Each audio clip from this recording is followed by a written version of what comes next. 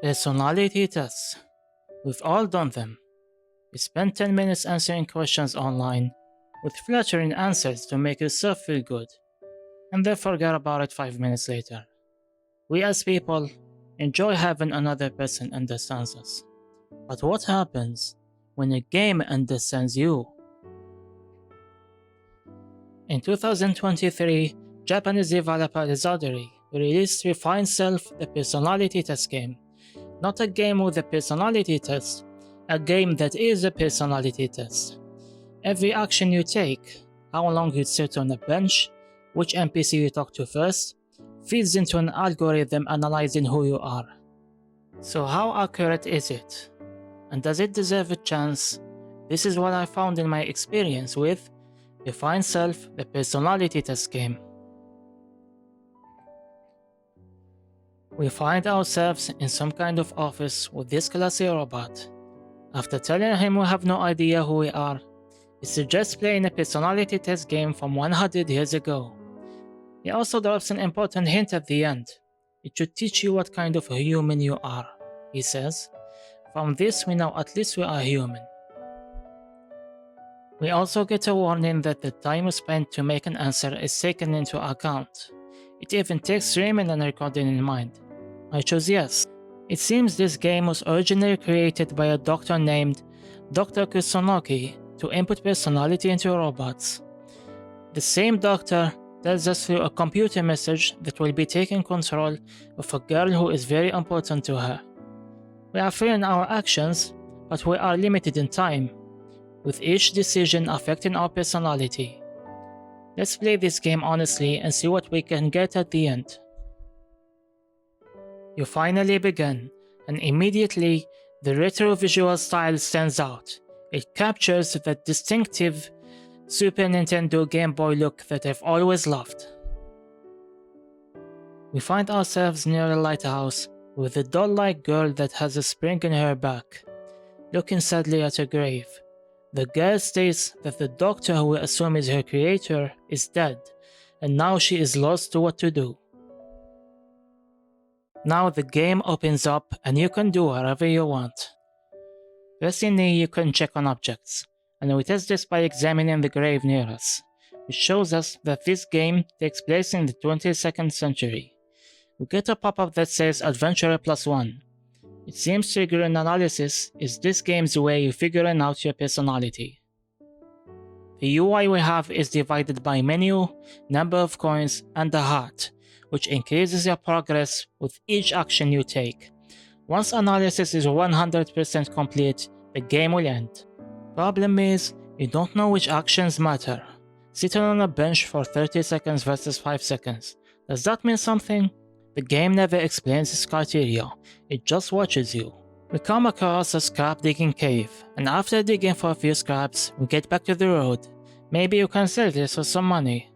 After that we reach the beach, where I decided to name our protagonist Estelle. Now comes the important part, choices. These are what determines the personality in most quizzes, and this game is no different. Estelle mentions the promise between her and the doctor, and you get the option to remember where it was, or skim through it. I assume this is for people playing multiple times to get different results. I chose the first option obviously, since this is my first time playing the game. The promise was simple, whatever happens, Estelle and the doctor would find happiness together. Another computer message. It seems the doctor wants Estelle to have a proper human heart, and a personality to avoid unwanted conclusion. And the best way to do that is to act casually. Just do what you want. No matter how insignificant it may seem, that is what builds a person after all, and distinguishes from efficient machines. Moving on, we reach the town, and come across a house with a battery and two types of robots, a large one and two small ones. And it's up to you who you give the battery to.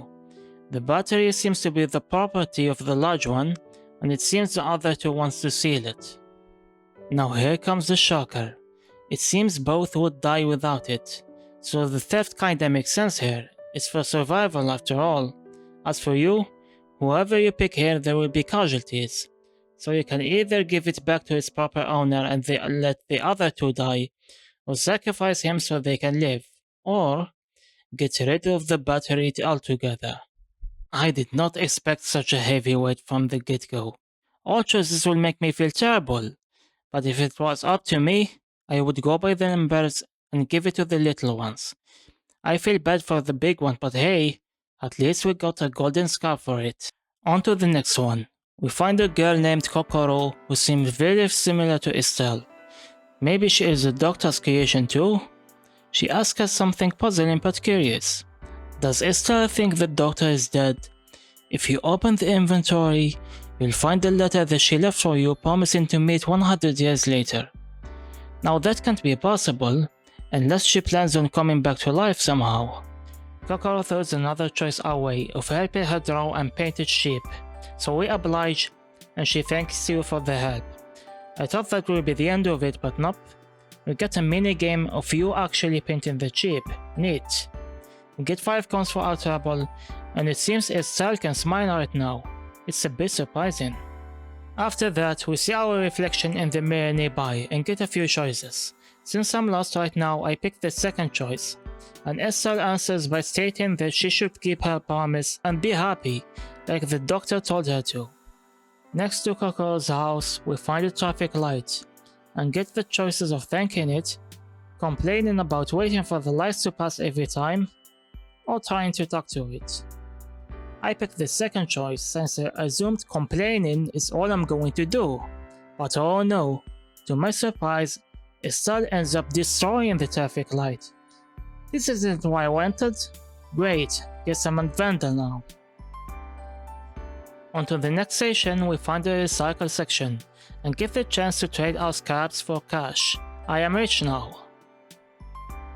We spend the rest of the game visiting various people and building up your personality by answering simple questions and requests, with the occasional shocking factor thrown at you. For example, we find the ladder robot who says the doctor entrusted him to serve you, but he'll die once he does the job. He may be a robot, but I can do that. I mean, I'm a robot too. If I can't respect the lives of other robots, what makes mine any different? We buy a ramen next, and that makes Estelle pretty happy. Food is the ticket to happiness after all. She gets nostalgic about the times she used to eat with the doctor. We come across a cat on the road, and this turns Estelle's face into a funny shape. She talks to it like any regular girl would do. Near the cat, there is a beggar robot, so we give him 5 coins. Even robots can be homeless in this world, huh? Up until this point, I noticed something strange. There are no humans around. The only ones you see are from flashbacks, and the only residents of this island are robots. This suggests that this takes place in a post-apocalyptic world, where humans may have gone extinct. In the other side, we find the crow drone. It seems the doctor told us to kill this. I'm not a big fan of crows, but unless they come looking for trouble, it's better to let them be. On the far left, we come across a huge tree with a shepherd called Inori, and a few sheep inside. She says there are 3 sheep aside from the ones in here, and if we pet them, she'll give us money.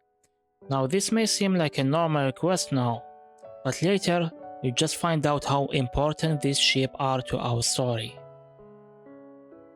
Now let's move to the city that always rains. From the posters scattered around, it seemed people hated robots for stealing their jobs. It's kinda surreal when we are having the same problem nowadays with the advancements made with AI. We go to the coffee shop where we used to attend with the doctor and find Doll, the clerk. Kind of a terrible name to give someone. After talking to her for a while, it's actually the perfect name for her. It seems Doll is another of Doctor's creations that turned out lazy due to a misconfiguration. We decided to help her with the customers.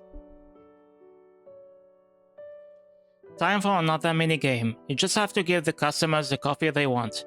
Very simple, right? Except there are a few times where you just have to guess what that is. It's a matter of luck. Still, I got analysis points and 62 coins out of that.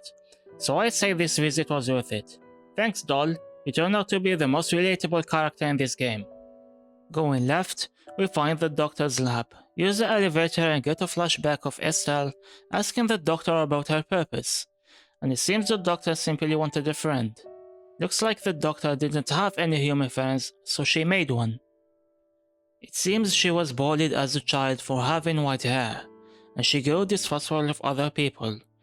But she doesn't regret her decisions, so despite it all, she is happy with her current life. Once the flashback is over, we find a familiar face. It's the guy from the opening. It seems he was a robot called the Manager type, who kind of breaks the fourth wall and mentions us playing this game. He did say he modified the game a bit in the intro. In the nearby computer, we get the option to check our personality now. By a pass, we're close to the end anyway. Nearby, there is a photo of you and the doctor, when we can finally see her face. She seems pretty young here. Just how much time has passed since this was taken? We move on to the second floor and see another flashback of Dr. Kusunoki. Looks like people outside the island wanted her to destroy all her emotional AIs, simply because someone stole her research, and now it has caused problems abroad and the masses want someone to take responsibility. So, they want to paint the doctor as the black sheep and have her take all the blame. We're near the end now. You get the option to delay our progress by 50% to explore more, but I want this run to be completely normal, so I decline. In the final floor, we find a bookshelf explaining what EAIs are and how they act on emotions rather than a specific mission like a regular AI does. These EAIs were made with the purpose of not being fully controlled by humans to make them more human-like. The next room reveals the final flashback of Estelle, asking why the doctor cares about an old model like her when she has made far newer ones, and the doctor simply answers, "Because you were my first friend." And that's a very understandable sentiment. Our first friends are special and remain in our memory for a very long time. Once the heart is full, we get one last choice before the results, and we pick the first one. We must keep our promise to the doctor. What happens next left me speechless. Estelle casually slays 3 sheep and goes back to the shepherd from before. I have no idea why destroying these sheep is related to keeping the promise, but we have triggered a fight scene with Inori. I didn't even know this game had a battle mechanism. How do you go from building your personality by talking to others to this? Anyway, you're faced with multiple choices. To attack, try again, repair, strengthen your attack or defense, observe, and house self. We chose observe and find out that Inori's mission is to protect the sheep and carry out the doctor's plan. What plan? Choosing the house self option, we found out what Estelle really wants to do. She wants to stop the doctor from being reborn in 100 years' time. What? Why? Leaving that aside, for now we must win. It's actually pretty easy to deal with Inori in this fight. Just focus on boosting defense and recovery, and once her attacks start hitting you for 0 damage, boost your attack and destroy her. Although, it seems stats are related to what kind of personality you've built to this point, so it may be different to other people who play through this. Once that is over, Estelle finally has a peaceful expression on her face, telling the doctor not to resent her, since she feels this is the right outcome. Now, before we see the personality results, let's try answering some questions that left me curious. So what actually happened? Why are the sheep so important it made protecting them a priority for the doctor, and why would Estelle kill them if that was the case? Let's go back to the beginning. From the start, the doctor left Estelle a letter apologizing for dying and leaving her behind. But somehow, he assures her that she has found a way they can get back together in 100 years' time, and the key is in the sheep. The doctor plans to clone herself using gene preservation, and has stored her DNA in the sheep and made Inori to keep them safe. But Dr. Kusunoki made a miscalculation, and that is the fact that Estelle would gain emotions that far surpasses her expectations. You see, even if the Doctor regenerates in 100 years' time, her memories aren't coming back.